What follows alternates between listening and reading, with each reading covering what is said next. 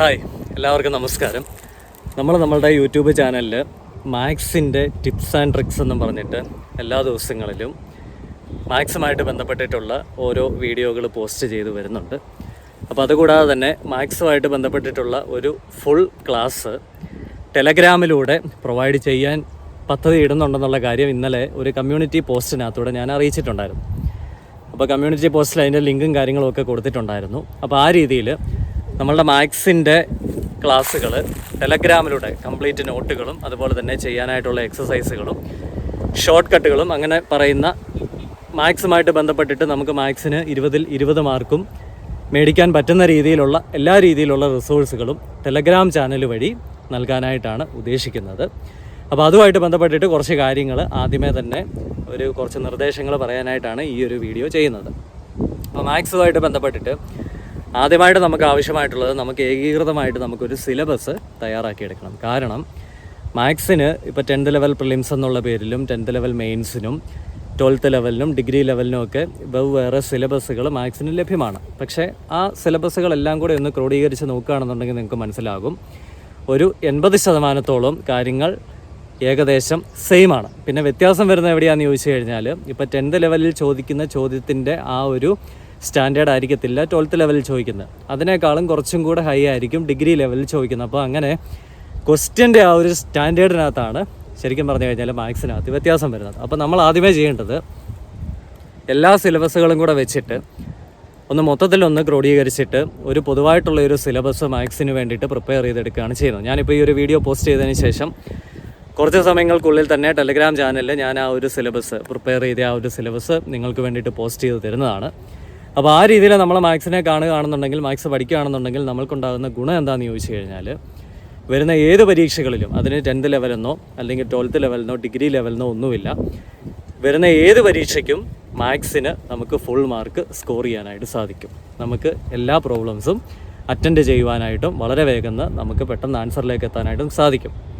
അപ്പോൾ അവിടെ നമുക്ക് വരുന്ന ഒരു സമയലാഭം എവിടെയാണെന്ന് ചോദിച്ചു കഴിഞ്ഞാൽ പരീക്ഷയുടെ സിലബസ് വന്നു കഴിയുന്ന സമയത്ത് നമ്മൾ പ്രത്യേകം മാത്സിന് വേണ്ടിയിട്ടൊരു പഠനം എന്നുള്ള രീതിയിൽ എപ്പോഴും പഠിച്ചുകൊണ്ടിരിക്കേണ്ട ഒരു ആവശ്യമില്ല. ഒരു തവണ പഠിച്ചു കഴിഞ്ഞാൽ ഏത് രീതിയിലുള്ള PSC പരീക്ഷകൾക്ക് മാത്സ് വന്നു കഴിഞ്ഞാലും അതിനകത്ത് നമുക്ക് അറ്റൻഡ് ചെയ്യാൻ പറ്റുന്ന രീതിയിൽ മാത്സിനെ കംപ്ലീറ്റ് ആയിട്ട് പഠിച്ചെടുക്കുന്ന ഒരു സീരീസാണ് നമ്മൾ ടെലഗ്രാമിലൂടെ സ്റ്റാർട്ട് ചെയ്യാനായിട്ട് ആഗ്രഹിക്കുന്നത്. അപ്പോൾ അതുമായിട്ട് ബന്ധപ്പെട്ടിട്ടുള്ളൊരു ഇൻട്രൊഡക്ഷൻ വീഡിയോ എന്നുള്ള രീതിയിലാണ് ഞാൻ ഈ ഒരു കണ്ടൻറ്റ് ചെയ്യുന്നത്.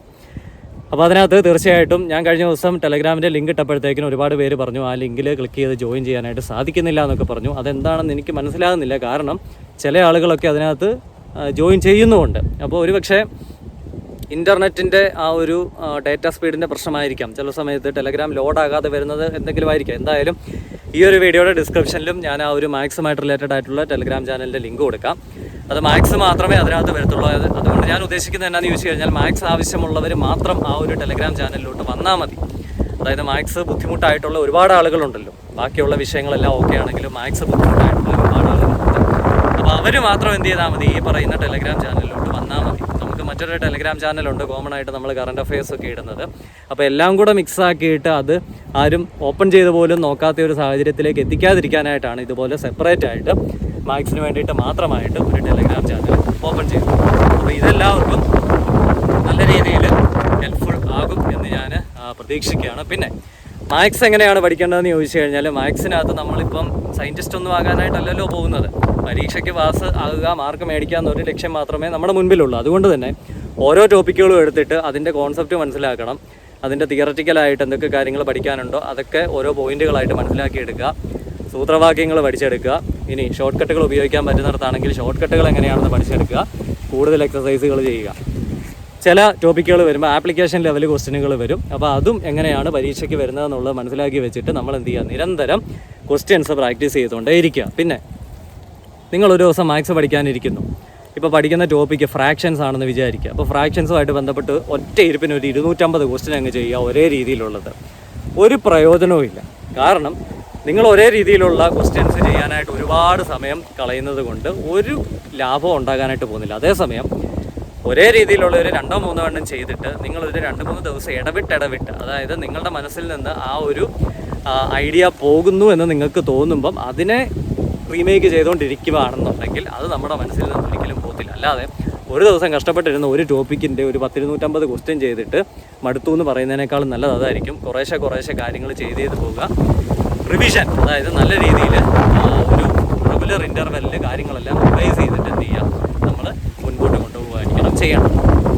അപ്പോൾ മാത്സ് ഒരുപാട് ബുദ്ധിമുട്ടുള്ളവർക്ക് നിങ്ങൾക്ക് തീർച്ചയായിട്ടും ഈ ഒരു ടെലഗ്രാം ചാനലിൽ ജോയിൻ ചെയ്യാം. ഒരു നഷ്ടവും ഉണ്ടാകത്തില്ല. കാരണം മാത്സിന് എന്തൊക്കെ രീതിയിലുള്ള ക്വസ്റ്റ്യൻസ് വരുന്നോ അതെല്ലാം നമ്മൾ ഡിസ്കസ് ചെയ്യും. ആദ്യമേ നമ്മൾ തിയററ്റിക്കലായിട്ടുള്ള കൺസെപ്റ്റുകളും കാര്യങ്ങളും എല്ലാം പറഞ്ഞതിന് ശേഷമായിരിക്കും പിന്നീട് കംപ്ലീറ്റ് എക്സസൈസിലോട്ട് നമ്മൾ പോകുന്നത്. അപ്പോൾ എല്ലാ ടോപ്പിക്കുകളും നമുക്ക് വളരെ മനോഹരമായിട്ട് തീർക്കുകയും ചെയ്യാം. അപ്പോൾ ഈ ഒരു ടെലഗ്രാം ചാനലിൽ നിങ്ങൾ മാത്സ് ആവശ്യമുള്ള ആൾക്കാരാണെങ്കിൽ മാത്രം ജോയിൻ ചെയ്യുക. നമ്മുടെ ഈ ഒരു യൂട്യൂബ് ചാനൽ എപ്പോഴും, അതായത് ഇപ്പോൾ ഇടുന്ന മാത്സ് ടിപ്സ് ആൻഡ് ട്രിക്സ് ഉണ്ടല്ലോ, അത് എല്ലാ ദിവസവും കണ്ടിന്യൂ ചെയ്ത് പൊയ്ക്കൊണ്ടേയിരിക്കും. അതും ഇതും വ്യത്യാസമാണ്. അതെന്ന് പറഞ്ഞു കഴിഞ്ഞാൽ അത്യാവശ്യം മാത്സ് ഒക്കെ അറിയാവുന്ന ആൾക്കാർക്ക് പറയുന്ന കാര്യങ്ങൾ പെട്ടെന്ന് മനസ്സിലാവുന്നുള്ളതേ ഉള്ളൂ. പക്ഷേ അറിയാൻ മേലാത്ത ആൾക്കാരെ സംബന്ധിച്ചിടത്തോളം അവർക്ക് ഏറ്റവും ബേസ് ആയിട്ടുള്ള കാര്യങ്ങൾ തൊട്ട് നമ്മൾ ഡിസ്കസ് ചെയ്ത് അല്ലെങ്കിൽ എക്സ്പ്ലെയിൻ ചെയ്ത് പറഞ്ഞു കൊടുത്തെങ്കിൽ മാത്രമേ, അല്ലെങ്കിൽ നോട്ടായിട്ട് കൊടുത്തെങ്കിൽ മാത്രമേ അവർക്ക് കാര്യങ്ങൾ മനസ്സിലാക്കാനായിട്ട് സാധിക്കത്തുള്ളൂ. അപ്പോൾ ആ രീതിയിൽ പോകുന്ന ഒരു ചാനലായിട്ടാണ് ആ ഒരു ടെലഗ്രാം ചാനലിനെ കാണാനായിട്ട് ഉദ്ദേശിക്കുന്നത്. അപ്പോൾ താല്പര്യമുള്ള എല്ലാവരും ആ ഒരു ടെലഗ്രാം ചാനലിൽ ജോയിൻ ചെയ്യുക.